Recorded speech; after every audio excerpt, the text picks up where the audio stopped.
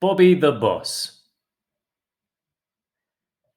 You don't want to get on the wrong side of Bobby the Boss.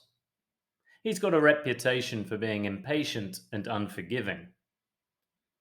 And if you get on the wrong side of someone, it means you do something that makes them angry with you or that makes them dislike you. Last week, Bobby the Boss screamed at his secretary Janet for forgetting to put sugar in his coffee. Yes, Bobby the Boss is a real piece of work, which we use to describe someone who is unpleasant, dishonest, or hard to deal with.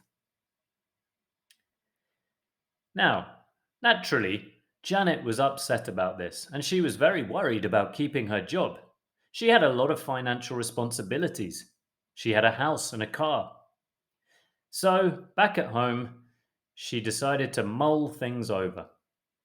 How could she keep her job? How could she get Bobby the Boss to relax? Now, when we mull something over, when we mull over something, we're thinking about it for a while before deciding what we're going to do.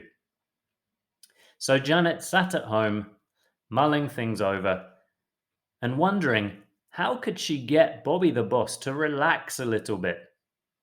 In the end, the solution was obvious. Now Janet puts a sleeping pill in Bobby's coffee every morning. It certainly helps him to feel calmer during the day.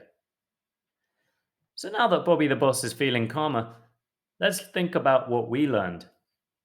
Our first idiom was to get on the wrong side of someone, which essentially means to make them your enemy. You do something that makes them angry with you or dislike you. George is a nice guy, but you don't want to get on the wrong side of him.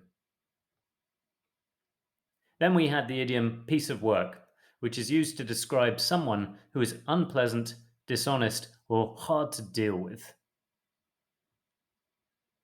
Sarah made you cry after work. She really is a piece of work.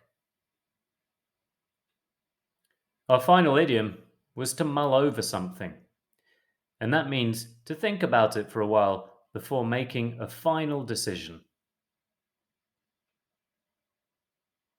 You don't have to make a decision now. Why don't you take a few days and mull over it?